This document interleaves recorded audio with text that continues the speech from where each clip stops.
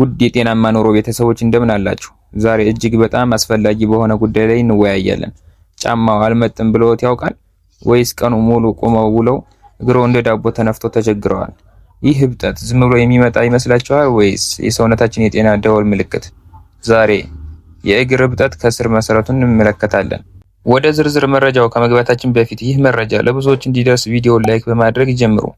ለጤናው ጠቃሚ የሆኑ መረጃዎች ሁልጊዜ እንዲደርሱት ደግሞ የቤተሰባችን አባል መሆን ሰብስክራይብ ማድረግዎን እንዳይረሱ። አሁን በቀጥታ ወደ ዝርዝሩ። ለምንድን ነው እግራችን የሚያብጠው? በሕክምና ቋንቋ ኢዴማ ተብሎ የሚጠራው ይህ ሁኔታ በሰውነታችን ህብረ ህዋሳት ውስጥ ፈሳሽ በሚከማችበት ጊዜ የሚከሰት ነው። ይህ የሚመጣው አንደኛ የስበት ኃይል ወይም ግራቪቲ ነው። ለረጅም ሰዓት መቆም ወይም መቀመጥ ደም ወደ ላይ ወደ ልብ እንዳይመለስ ስለሚያደርገው ፈሳሽ እግር ላይ ይከማቻል። ሁለተኛ የጨው አጠቃቀም። በምግባችን ውስጥ ጨው ስናበዛ ሰውነታችን ውሃን አቁሮ የመያዝ ባህሪ ስላለው እብጠትን ይፈጥራል። ሶስተኛ የጤና እክሎች። የልብ፣ የኩላሊት ወይም የጉበት ችግር ሲኖር ሰውነት ፈሳሽን በአግባቡ ማስወገድ ስለማይችል እግር ላይ እብጠት ይታያል። አራተኛ እርግዝና። በእርግዝና ወቅት የሆርሞን ለውጥና የማህፀን ማደግ በደም ስሮች ላይ ጫና ስለሚፈጥር እብጠት የተለመደ ነው። እግራችን ሲያብጥ እንዴት ነው ሂደቱን የሚከናወነው የሚለውን ስናይ በደም ስሮቻችን ውስጥ ያለው ግፊት ሲጨምር ወይም በደም ውስጥ ያለው የፕሮቲን መጠን ሲቀንስ ፈሳሽ ከደም ስሮቻችን ወጥቶ ወደ አካባቢው ስጋ ወይም ቲሹ ይገባል። ይህ ሂደቱ ሲደጋገም እብጠቱን በግልጽ መታየት ይጀምራል። ይህ ደግሞ እብጠቱን በሁለት መንገድ ማየት እንችላለን። አንደኛ ቀላል እብጠት ከድካም ወይም ከአኗኗር ዘይቤ የሚመጣ እብጠት ነው።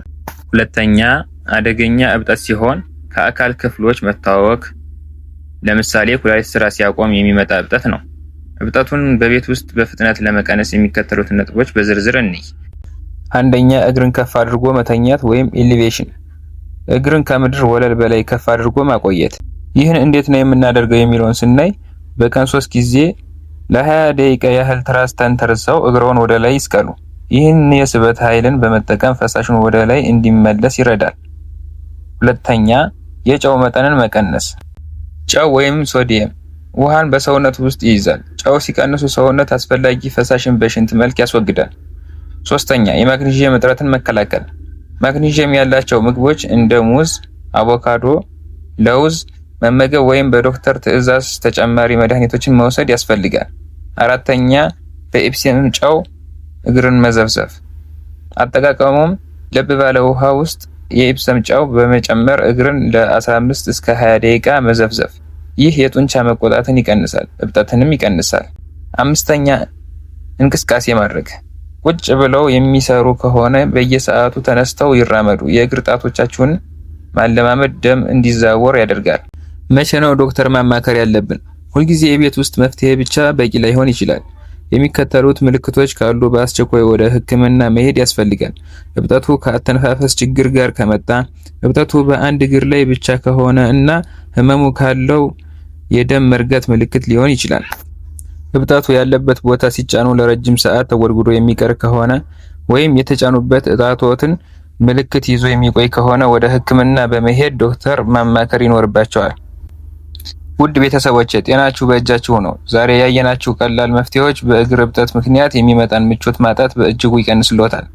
የዛሬው ጥያቄያችን እናንተ እግሮ ሲያብጥ የምትጠቀሙት የተለየ የቤት ውስጥ መፍትሄ አለ? አስተያየታችሁን በኮሜንት መስጫ ላይ ያጋሩን።